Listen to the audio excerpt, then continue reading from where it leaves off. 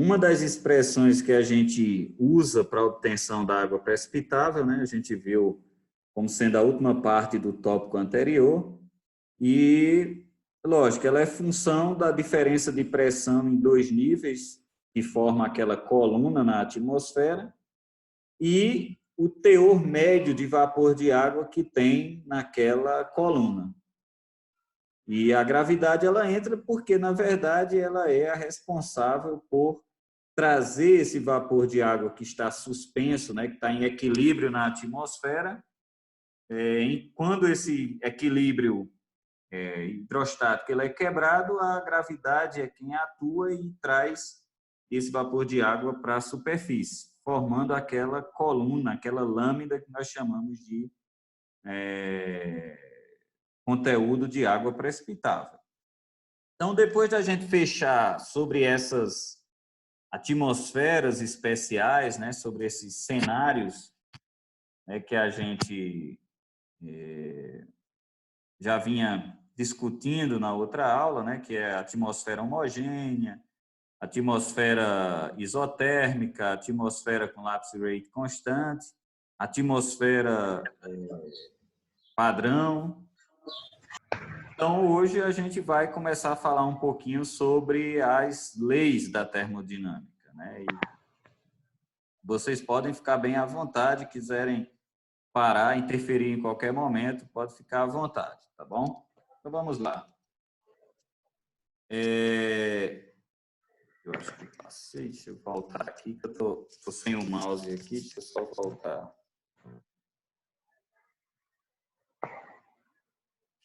Está aparecendo para vocês o slide?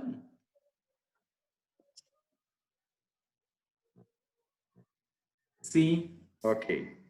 Bem, então, nesse caso, eu gostaria de relembrar algumas coisas, né, que vocês já conhecem, né, bem elementar mesmo, mas é importante que a gente lembre antes de falarmos sobre leis da termodinâmica, né? A primeira coisa está aí na figura 1, né, que é dessa figura dessa pedra ou esse corpo se deslocando verticalmente.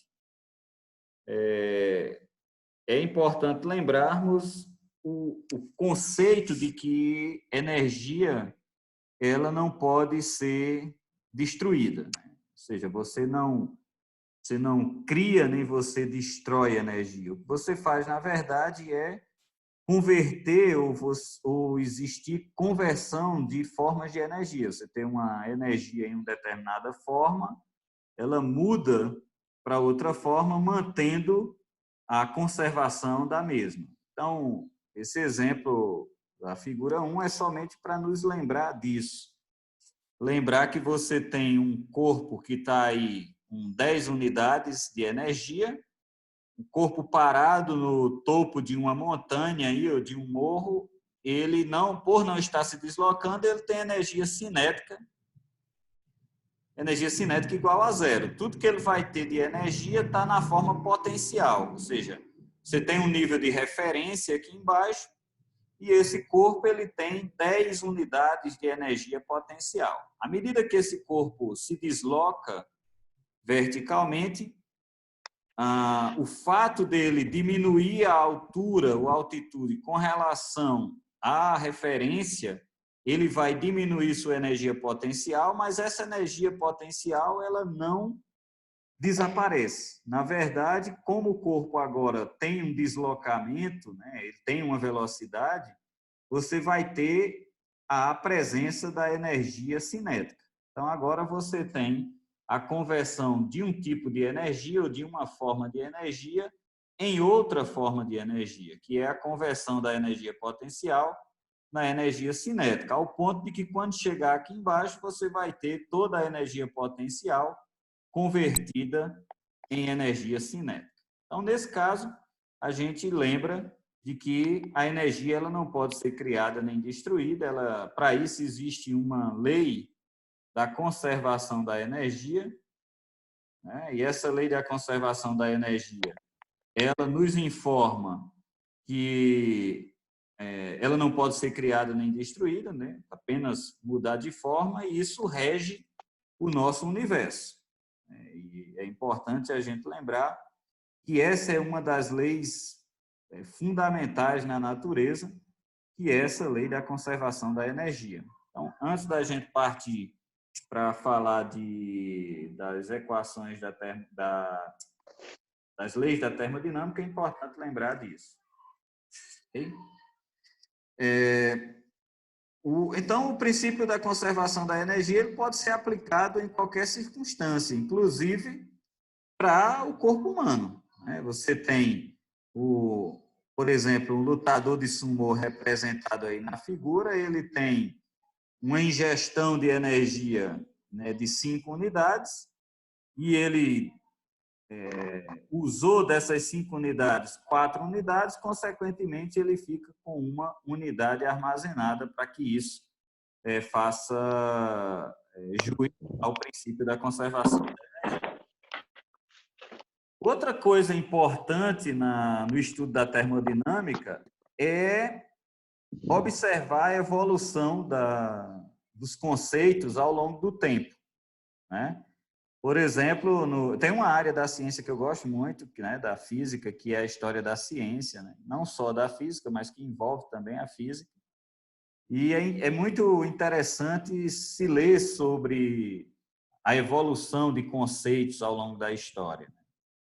E, por exemplo, meados do século XIX, havia ainda a percepção de que o calor ele era um fluido, né, um fluido invisível, e que era chamado de calórico. Né? E a ideia era de que esse fluido invisível ele fluía, ou ele escoava de um corpo que tinha maior temperatura para os corpos de menor temperatura, ou seja, partia-se do pressuposto de que havia uma transferência de massa. Mesmo invisível, esse fluido ele se deslocava, ou seja, não tinha a percepção de que o que acontece é uma transferência de energia de um corpo para outro. Então, nós temos essa evolução do pensamento no conceito de transferência de calor. E aqui, né, nós temos que lembrar, principalmente para quando se fala de leis da termodinâmica, lembrar que se você tiver dois corpos com temperaturas diferentes e ambos individualmente medidos suas temperaturas e logo em seguida serem colocados em contato um com o outro, naturalmente você tem uma transferência de calor do corpo que tiver maior temperatura para o corpo que tiver menor temperatura, né? Você nunca vai ver, em condições naturais, um corpo de maior temperatura sendo colocado em contato com um corpo de menor temperatura, ou seja, de menor grau de agitação das moléculas, o corpo que tem maior temperatura aumentar a sua temperatura após esse contato. Então, o que acontece, na verdade, é essa transferência para o corpo de menor temperatura, fazendo com que você busque, no final, o equilíbrio térmico. Então, o equilíbrio térmico é um resultado final desse processo de transferência de calor. Então, nesse caso, são conceitos básicos, né, bastante simples, mas que são importantes para o entendimento de definições dentro da termodinâmica e, de forma especial, dentro da termodinâmica da atmosfera. Isso é arquidia? Arquidia, você não está com corona ainda não, né? Não, é crise alérgica. É mudança de Não, tempo. todo mundo que está com vírus agora tem essa desculpa. Mas não se preocupe não, ainda tem 50% dos leitos disponíveis, viu? Sei que eu conversei comigo meu que é médico peito, disse que não tinha ninguém com coronavírus na UTI, né? Mas Tá ótimo, né não? Quanto menos pessoas tiver na UTI com ele, melhor ainda, que tem mais chance para vocês poder se internar com essa sua. Beleza, então vamos continuar. Vou fechar teu microfone aqui, porque eu acho que estava aberto. Deixa eu só Bem, então vamos lá.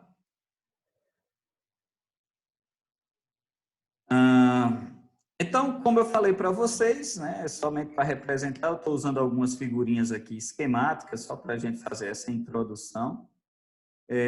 Naturalmente, você tem calor fluindo do corpo de maior temperatura para o corpo de menor temperatura. E isso faz com que... Danado de molinga de barulho aí. Isso é tu, Arquidias? Eu não, professor. Não, beleza, sem problema.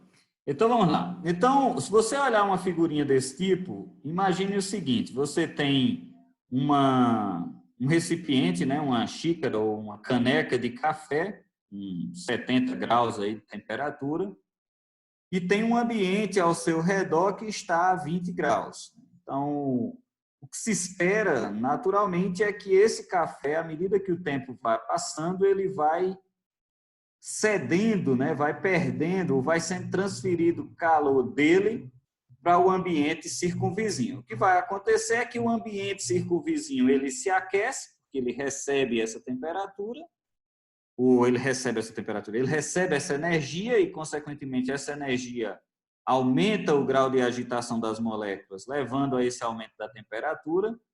E o corpo, né, o café, no caso, que estava mais aquecido, ele tende a desintensificar a agitação das suas moléculas porque ele cedeu energia para o seu entorno.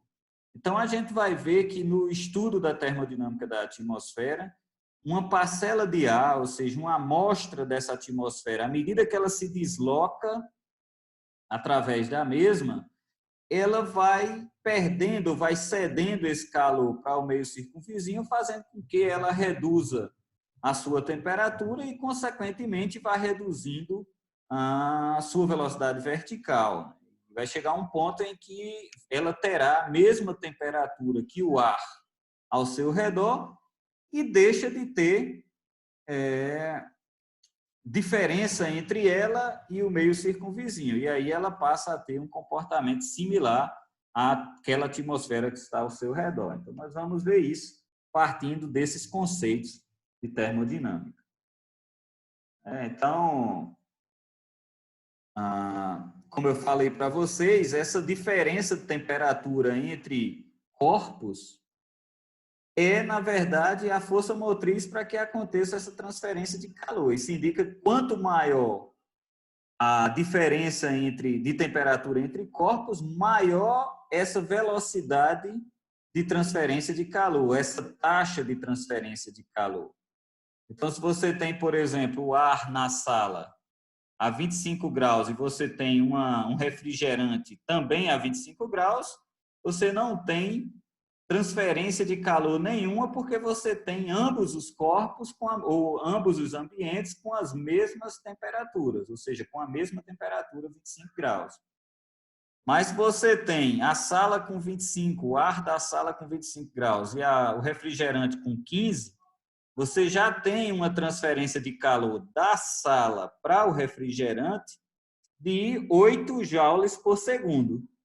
E se esse refrigerante tiver ainda mais resfriado, ou seja, tiver ainda com temperatura mais baixa, então você tem uma diferença aí de 20 graus, faz com que você tenha uma transferência de calor a uma taxa de 16 joules por segundo, mostrando que quanto maior a diferença de temperatura entre ambientes, maior a taxa de transferência de calor por unidade de tempo, lógico. Então, se tem transferência de calor por unidade de tempo, isso é acelerado à medida que você tem maior diferença de temperatura entre os corpos.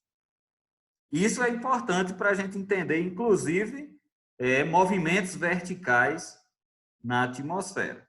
Ok? E lógico, né? É exatamente essa quantidade de calor que é fornecido para um determinado ambiente que faz com que ele aumente a sua energia interna, ou ele aumente a sua energia,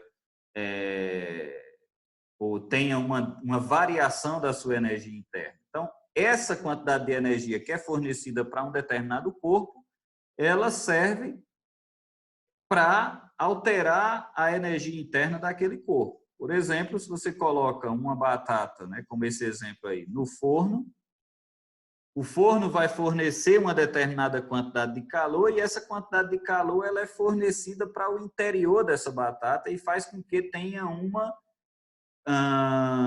alteração da energia interna desse corpo, fazendo com que, no final das contas, a batata mude as suas características, né, com o passar do tempo, em virtude dessa quantidade de energia que entrou no sistema e que, consequentemente, alterou a energia interna desse sistema.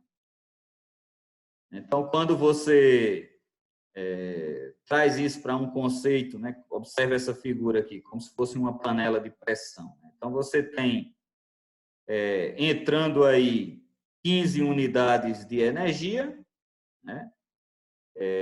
O corpo tem uma determinada quantidade de energia inicial e, ao receber essas 15 unidades de energia, parte dessa energia saiu, 3 unidades. Então, eu tinha 15, o sistema estava em equilíbrio, mas eu forneci 15 unidades de energia.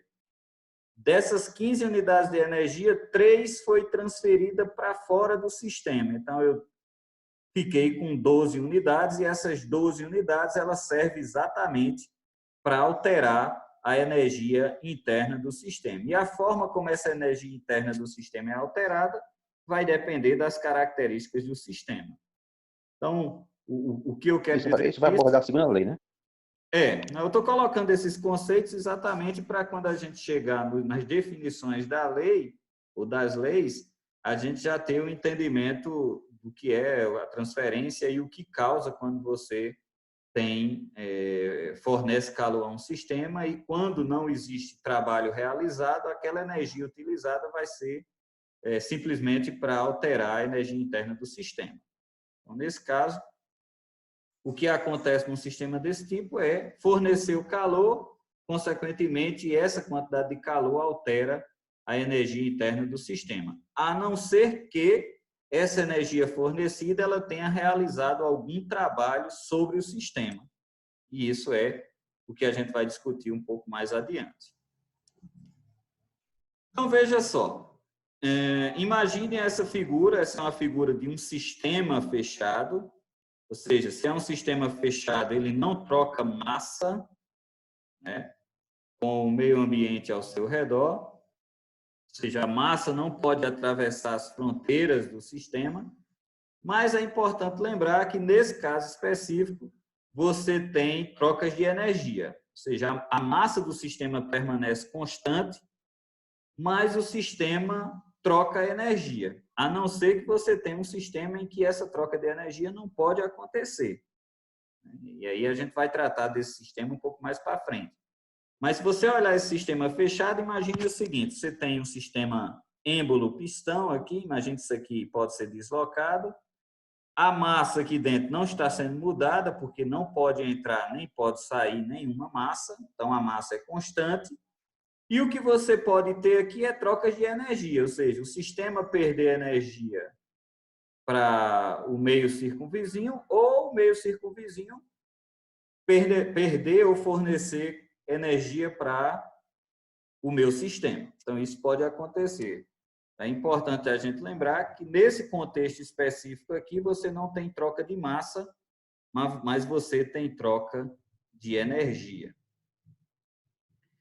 Bem, então, como a energia ela pode atravessar as fronteiras do sistema, então, um sistema fechado, essa energia ela pode ser relacionada com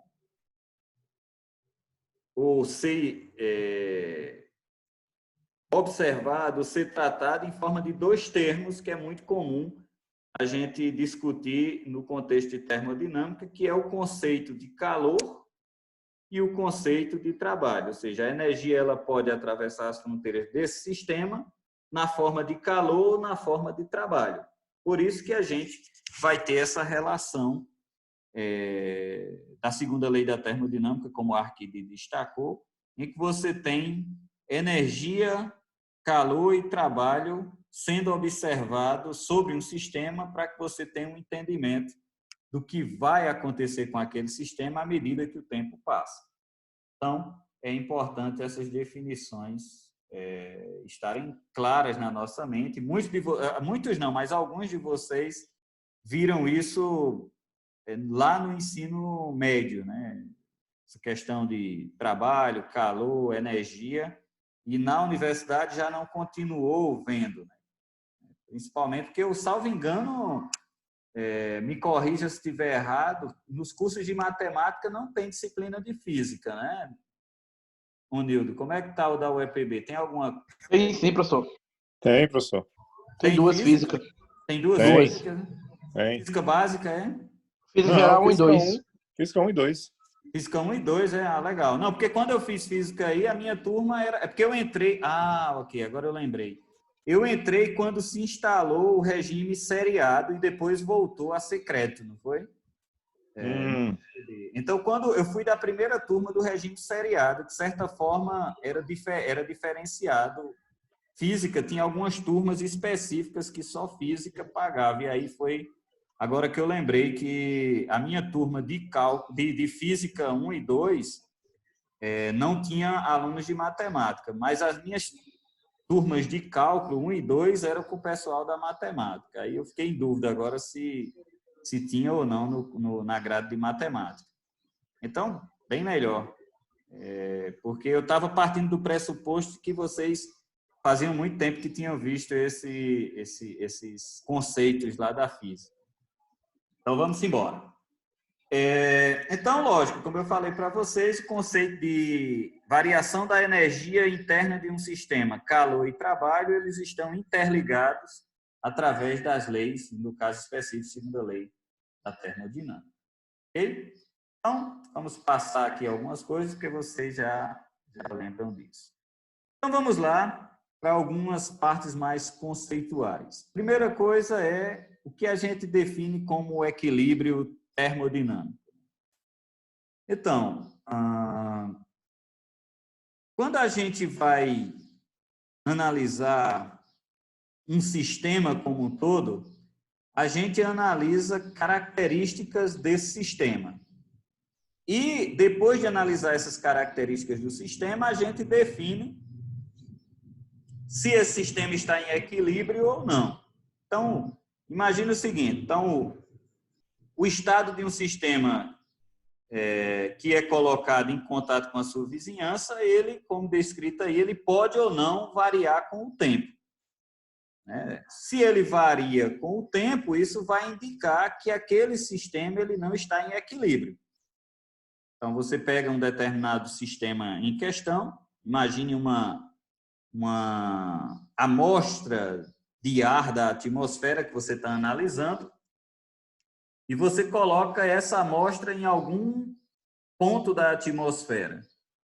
Se houver variação das características dessa atmosfera, dessa amostra, com o passar do tempo, isso indica que não havia equilíbrio e o sistema está buscando naturalmente esse equilíbrio. Então, nesse caso, se você tem a diferença de temperatura entre um sistema e a sua vizinhança, devido você ter colocado eles exatamente em contato um com o outro, e isso aconteceu exatamente porque tinha uma variação de temperatura entre eles, isso indica que o fato de você ter o sistema e a sua vizinhança com temperaturas diferentes, isso indica que eles não estão em equilíbrio térmico. Então, à medida que o tempo passar, o que vai acontecer é que o sistema tende a se ajustar em termos de temperatura com o ar circunvizinho ou com a sua região circunvizinha, buscando naturalmente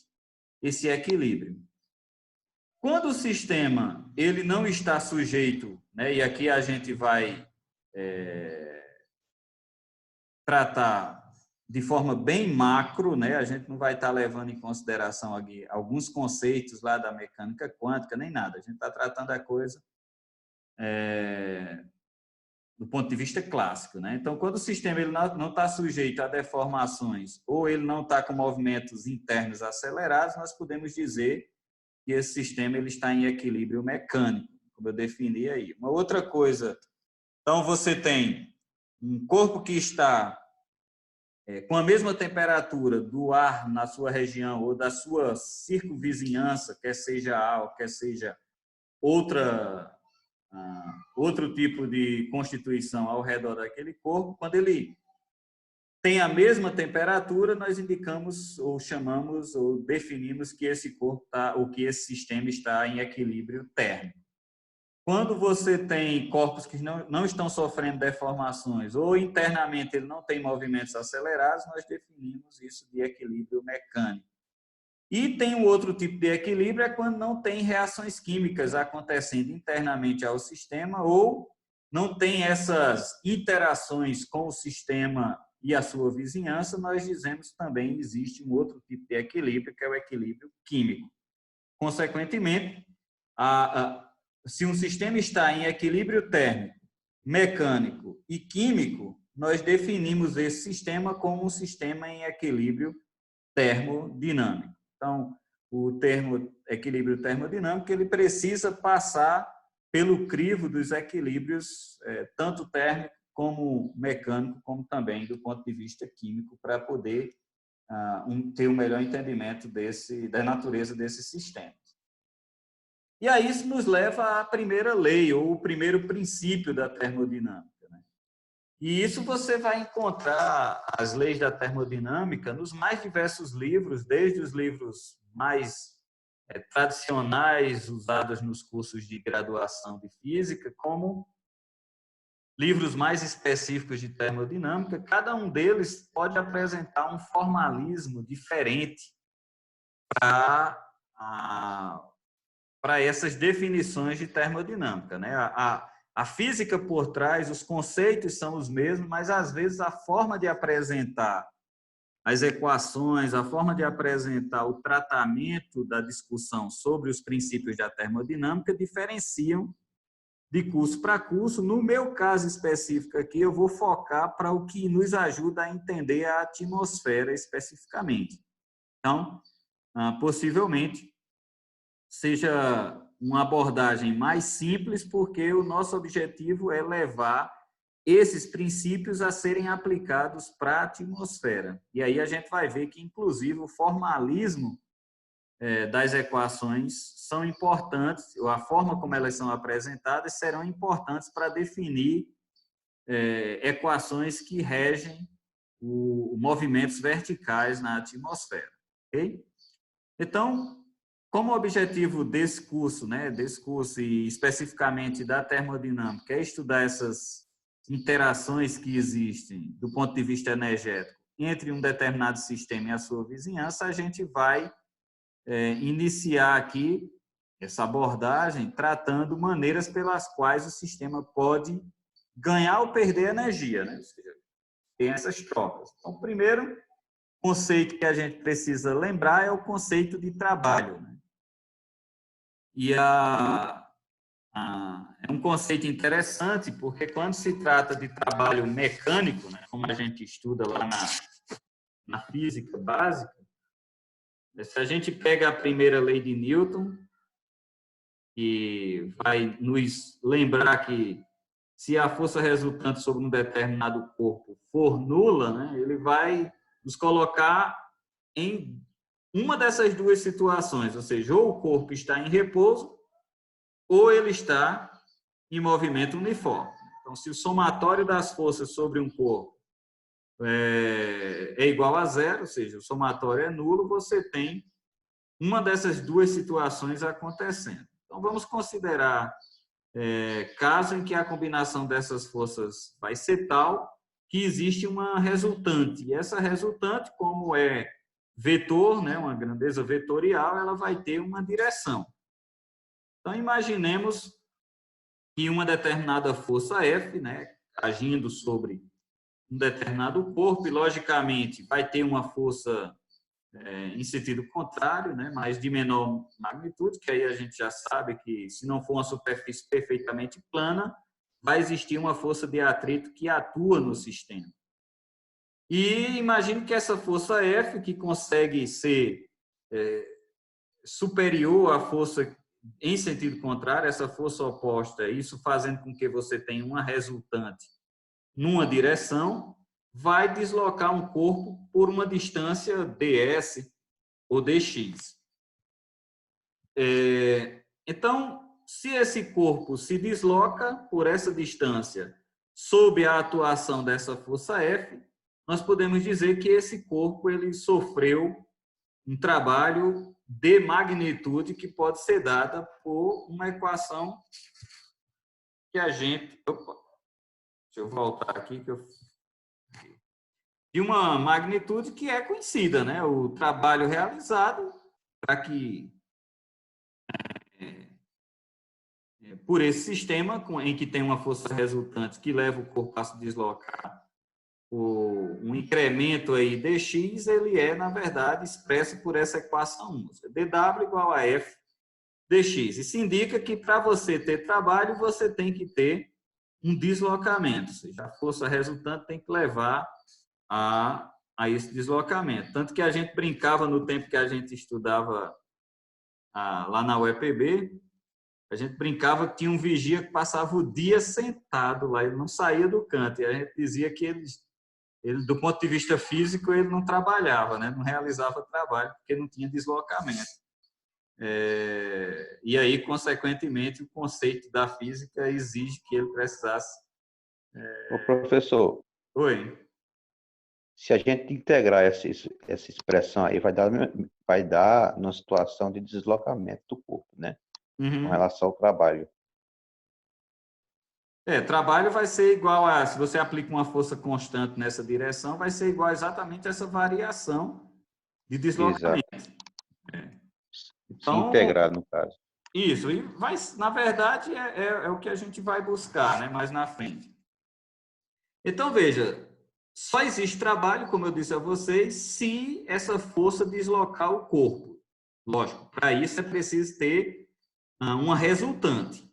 Num ambiente em que você tem um corpo, você aplicou a força inicial e o corpo está se deslocando, mas que não existe atrito, consequentemente você não tem mais um somatório de força diferente de zero, o corpo está se deslocando, mas a soma das forças é zero, consequentemente você não tem trabalho sendo realizado. É necessário que você tenha uma resultante. Por isso que a definição de que a força precisa deslocar o corpo contra uma força oposta, para que isso gere uma resultante de força diferente de zero. Então, só existe trabalho se essa resultante deslocar o corpo, logicamente, contra essa força oposta. Isso vai fazer com que você tenha trabalho sendo realizado.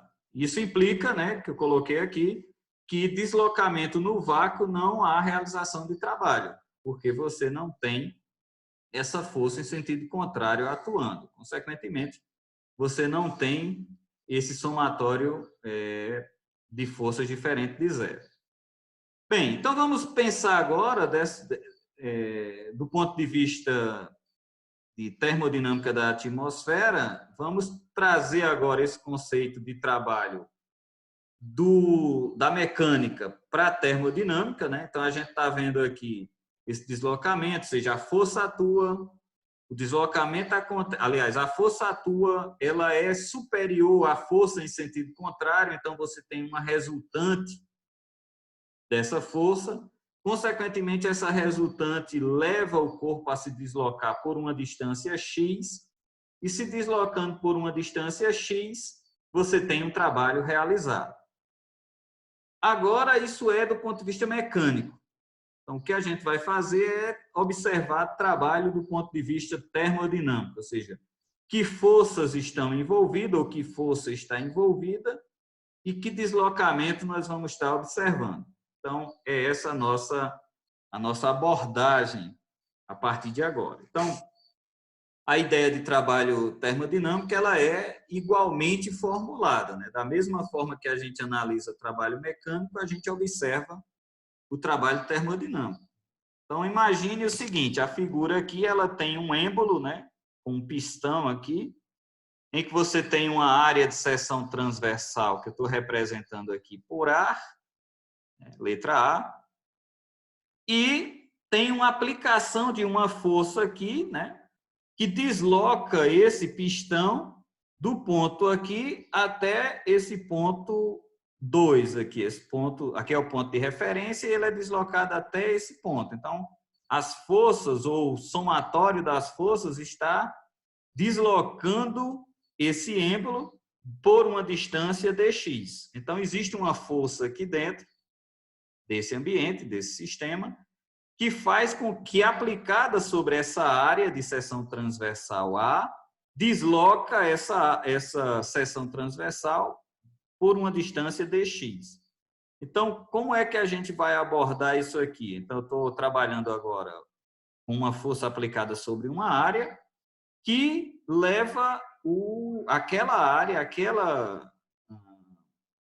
área sobre a qual a força está sendo aplicada a se deslocar por dx. Então, eu vou trazer exatamente esse conceito de trabalho mecânico para a termodinâmica e a gente observar como é que a equação se comportará agora para a gente do ponto de vista de termodinâmica, ok? Então, eu vou parar aqui, como sempre, né? Depois daquele tempinho que a gente vai tomar um copo d'água e daqui a 3, 4 minutinhos a gente está de volta para esticar as pernas e recomeçar a aula, tá bom? Então, até daqui a pouquinho.